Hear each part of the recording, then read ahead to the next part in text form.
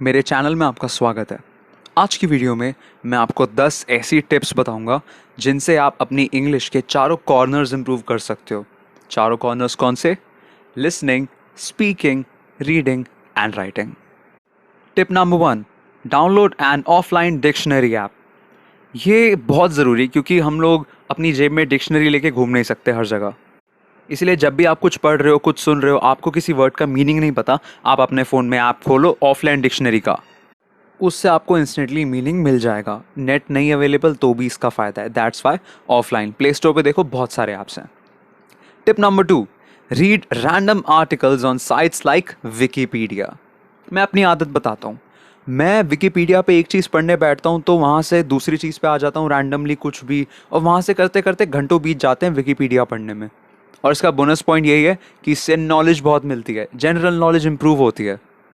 जैसे मान लो एक तरफ मैं कार के V8 इंजन्स के बारे में पढ़ रहा हूँ क्योंकि मुझे कार्स का शौक है, अचानक ही मैं प्लेन्स की हिस्ट्री पढ़ना शुरू हो जाऊँगा, फिर मैं वर्ल्ड वॉर 2 पे आ जाऊँगा। क्योंकि यही तो होता है, आप एक बार पढ़ने बैठो, नए के नए टॉपिक्स आपको लिंक्स कहीं ना कहीं मिल जाती हैं, आप पढ़ते रहो, ऐसे आपकी नॉलेज भी बढ़ेगी और इंग्लिश भी इंप्रूव होगी।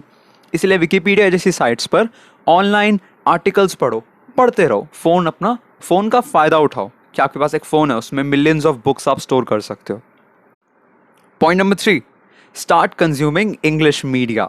कंज्यूमिंग मतलब आप उसको देखो, उसको कंज्यूम करना, उसको देखना, खाने की सेंस में। जैसे हम खाना कंज्यूम करते हैं वैसे मीडिया कंज्यूम करो। क्या क्या आता है इसमें? Songs, TV shows, movies, web series, news और रेडियो, सब कुछ इंग्लिश में। हिंदी चैनल्स कुछ टाइम के लिए बंद कर दो, इंग्लिश इंप्रूव करना स्टार्ट कर दो। इंग्लिश की जितनी मूवीज़ हैं, पुरानी नई, गाने नए पुराने, रेडियो, इतने सारे चैनल्स हैं। जैसे BBC रेडियो है, बहुत सारे चैनल्स हैं।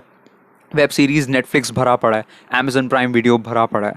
न्यूज़ देखो, BBC देखो, अल जज़ीरा, ये सब इंग्लिश चैनल्स हैं, बहुत सारे हैं।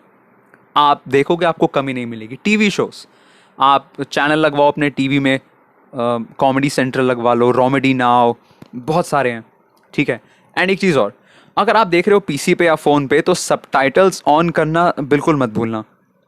ये एक बहुत अच्छी टिप है इवन फॉर एडवांस्ड लर्नर्स।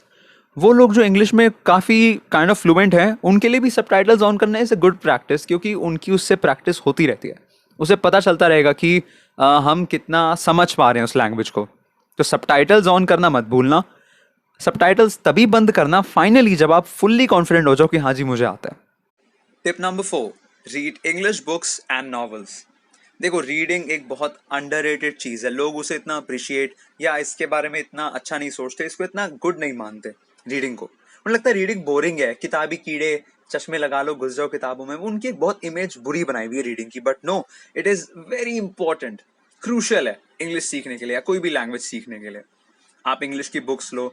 अगर बहुत आप कमज़ोर हो इंग्लिश में तो नर्सरी क्लास की बुक से शुरू करो, खुद को एक नर्सरी का बच्चा समझो, इसमें कोई शर्म वाली बात नहीं है। नॉवेल्स पे आ जाओ, धीरे धीरे अपना लेवल बढ़ाओ। शेक्सपियर के वो पढ़ो, प्लेस, बहुत अच्छे प्ले राइट थे वो, वर्ल्ड्स बेस्ट। तो उनके प्लेस पढ़ो, नॉवेल्स पढ़ो, बुक्स पढ़ो, बहुत सारे ऑथर्स हैं, बहुत सारे पोएट्स हैं, पोएम्स पढ़ो। उनकी लैंग्वेज देखो कैसे यूज कर रहे हैं, बहुत प्रैक्टिस होगी इससे। और टिप नंबर 1 को याद रखना, ये सब पढ़ते हुए कोई वर्ड समझ ना आए, इंटरनेट है नहीं पास में, नेट चल नहीं रहा, ऑफलाइन डिक्शनरी। टिप नंबर 5 तो भैया सबसे इंपॉर्टेंट टिप, इन 10 में से सबसे इंपॉर्टेंट क्या है वो? Think in English. जब भी हम किसी चीज को करने वाले होते हैं तो हम उससे पहले जरूर सोचते हैं। हमारे मन में थॉट्स आते हैं। थॉट्स किस में आते हैं? हमारी मदर टंग में। अगर आप तमिलनाडु में पैदा हुए हो तो आप तमिल में सोचोगे। अगर आप दिल्ली में पैदा हुए हो तो आप मोस्टली हिंदी में सोचोगे, मोस्ट प्रोबेबली। गुजरात में हो तो गुजराती में सोचोगे, क्योंकि वो आपकी मदर टंग है, आप बचपन से वो बोल रहे हो, आपके पेरेंट्स ने आपको सबसे पहले वही बोलना सिखाया। लेकिन अब आप इंग्लिश सीख रहे हो तो आपको as a native English speaker की तरह सोचना है। आप अगर सोच रहे हो कुछ भी, जैसे क्या मुझे ये बोलना चाहिए, क्या मुझे काम करना चाहिए, मेरे इससे क्या होगा, ये हिंदी में बोल रहा हूं ना, इंग्लिश में सोचो। If I do this then what would be the result, what could possibly go wrong, ऐसे करके इंग्लिश में बोलना नहीं है। नो, सोचना मीन्स बोलते थोड़ी है, मन में सोचो, इंग्लिश में सोचो। अगर ये चीज आपने पकड़ ली, अगर ये पॉइंट आपको आ गया तो भैया समझ जाओ आप एकदम सक्सेस के रास्ते पे निकल चुके हो। आधा रास्ता आपने ऑलरेडी पार कर लिया।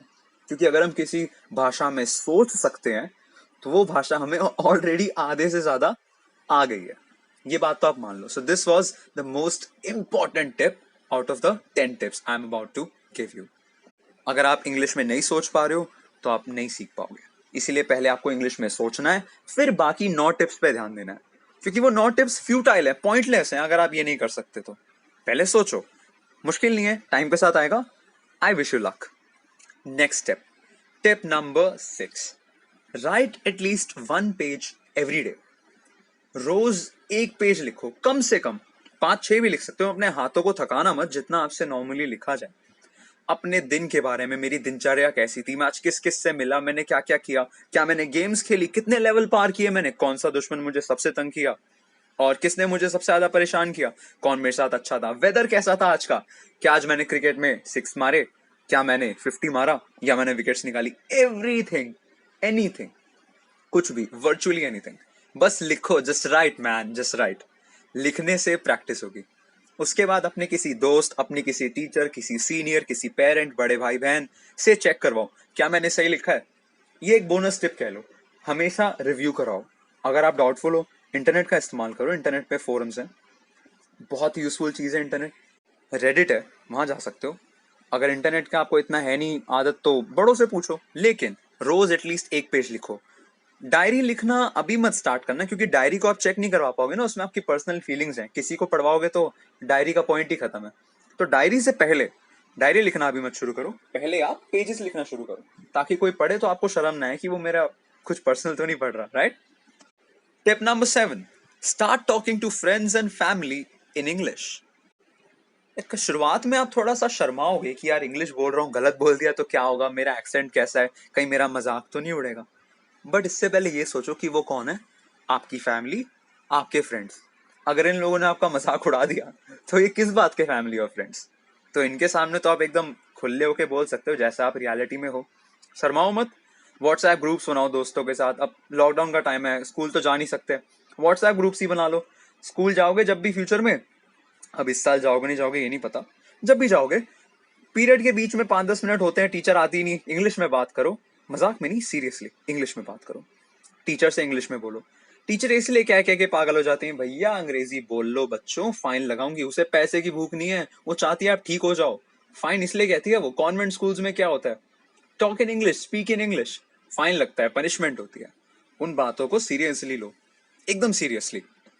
इससे आपका कॉन्फिडेंस बढ़ेगा। पब्लिक स्पीकिंग, जैसे मैं स्कूल टाइम में मॉर्निंग स्पीचेस और पोएम्स और ओरेटरी नरेशन में इसमें बहुत था, तो मेरी वॉइस में वो थोड़ा बहुत है, मुझे इसके लिए अवार्ड भी मिल चुके हैं। तो इसलिए काइंड ऑफ मेरे से इंस्पिरेशन ले लो। अपने आसपास जैसे संदीप महेश्वरी है स्पीकर, उनसे इंस्पिरेशन ले लो जो आपको पसंद आए, लेकिन कॉन्फिडेंस बढ़ाओ। अगर कॉन्फिडेंस नहीं बढ़ेगा तो लाइफ में कभी बोल नहीं पाओगे, सिर्फ लिख पाओगे। और इससे एक और फायदा है, आपकी फैमिली और फ्रेंड्स को भी बेनिफिट है। वो भी तो इंग्लिश में आपसे बात करेंगे तो उनकी भी तो इंप्रूव हो रही है ना। तो यानी एक चीज से बहुत सारे फायदे। Tip number 8, befriend native English speakers online. अब आप दोस्त बनाओ। कौन दोस्त? जो नेटिव इंग्लिश स्पीकर्स हैं। कनाडा, यूएसए और ऑस्ट्रेलिया, यूके, न्यूजीलैंड, ये सब कंट्रीज में नेटिव इंग्लिश स्पीकर्स होते हैं। यानी जो बचपन से इन्हें सबसे पहले इंग्लिश सिखाई जाती है, इनकी इंग्लिश ही मदर टंग है, मातृभाषा जो है इनकी। फायदे क्या है? पहली चीज, इंग्लिश सीखोगे, बात करोगे उनसे कॉल्स पे। जैसे मैं हूं, मेरे बहुत सारे फॉरेन फ्रेंड्स हैं, मुझे नहीं लगता कोई कंट्री छोड़ी होगी दोस्त बनाने में। तो बहुत सारे अलग अलग कंट्रीज हैं, वहां के लोगों का एक्सेंट पता चलता है, वहां की नॉलेज मिलती है, वहां की चीजें पता चलती हैं। ऊपर से आप सोशलाइज कर रहे हो तो और बढ़िया क्या है, दोस्त बना रहे हो। दोस्त बनाना is never a bad thing, unless वो बंदा दिल का अच्छा होना चाहिए, बुरा ना हो तब तक। तो दोस्त बनाओ। और native English speakers, apps use करो जैसे स्काइप, वेकी, फेसबुक, ये सब एप्स पे आप ऑडियो कॉल्स कर सकते हो। But keep it safe and simple, right. दोस्त बनाना is a kind of online में रिस्क है, बट कीप इट सेफ। इससे आपको एक्सेंट की समझ आएगी। जैसे मैं हूं, मेरे चैनल पे इतनी सारी एक्सेंट वीडियोस हैं, कहीं से सीखी नहीं है, अपने आप सुन के पिकअप कर ली, आ गई, बैठ के सीखी नहीं। आपके साथ भी यही होगा। फॉरेनर से बात करो, फॉरेन टीवी शोज देखो, मूवीज देखो, अपने आप प्रोनाउंसिएशन की समझ आएगी। तो उसे सबटाइटल से मैच करो, बहुत मजा आएगा, बहुत अच्छी चीज है। वैसे सच बताऊं तो मैं पर्सनली इतने इंग्लिश शोज मूवीज ये सब नहीं देखता। आई डोंट नो मुझे कहाँ से एक्सेंट आए, आज तक समझ नहीं आई, बट मैं ये सब नहीं देखता हूँ। मैं टीवी जनरली देखता ही नहीं हूँ। मेरे को छोड़ो, आप देखना शुरू करो, ठीक है। Point number 9, stop translating word to word. यार ये गलती इंडियंस ही नहीं, इंडोनेशियंस, मलेशियंस, ये जितनी भी एशियन कंट्रीज हैं या कोई जो नॉन नेटिव इंग्लिश वाले हैं, ये गलती करते हैं। अपनी भाषा के शब्द को इंग्लिश में वर्ड टू वर्ड ट्रांसलेट करते हैं। अब मैं आपको एग्जाम्पल से समझाता हूं ये गलत क्यों है। एग्जाम्पल है, मैं यह काम पिछले 5 दिनों से कर रहा हूं। हिंदी का सेंटेंस है, इसे जरा इंग्लिश में कन्वर्ट करते हैं। वो बंदा जिसे इंग्लिश की कम समझ है और प्रेपोजिशंस में गलतियां करता है, वो इसे ऐसे बोलेगा, I have been doing this work from the past 5 days। अब बताओ ये सही है? फ्रॉम द पास्ट 5 days सही क्या होगा? I have been doing this work for the past 5 days। अब आप सोचोगे बंदे ने फ्रॉम क्यों लगाया फॉर की जगह? इसके पीछे यही रीजन है कि उसने वर्ड टू वर्ड ट्रांसलेट किया। जरा ध्यान से देखो, मैं यह काम पिछले 5 दिनों से को इंग्लिश में क्या बोलेंगे? Literally word to word. से को बोलेंगे फ्रॉम। मुझसे ये काम कराया, फ्रॉम मी, या मुझसे ये ले लो, फ्रॉम मी, तो से मीन्स फ्रॉम। तो उन लोगों ने वर्ड टू वर्ड के चक्कर में से को फ्रॉम लिख दिया, लेकिन सेंटेंस की सेंस नहीं समझी। उन्हें लिखना था फॉर द पास्ट 5 days, उन्होंने लिख दिया फ्रॉम द पास्ट 5 days, क्योंकि से वो जोड़ रहे थे। समझ रहे हो? वर्ड टू वर्ड ट्रांसलेट करने से आप खुद का नुकसान कर रहे हो। ये मत करो प्लीज। लिटरल ट्रांसलेशन मत करो, एज अ होल उसको देखो। View the sentence as a whole, उसको पूरे को एज अ सेंस में ओवरऑल ट्रांसलेट करो, नॉट वर्ड टू वर्ड। पहले गूगल ट्रांसलेट भी यही करता था स्टार्टिंग में, 2009-10 में, वर्ड टू वर्ड। बाद में गूगल ने इसे इंप्रूव किया, अब वो ओवरऑल ट्रांसलेट करता है। It is very accurate. जब मैं छोटा था तो उससे ट्रांसलेट कराना बहुत मुसीबत होती थी, क्योंकि गूगल गलत जवाब देता था मोस्टली। ये तो पुरानी बात है, 10 साल हो गए इसको। इसीलिए स्टॉप डूइंग लिटरल ट्रांसलेशंस।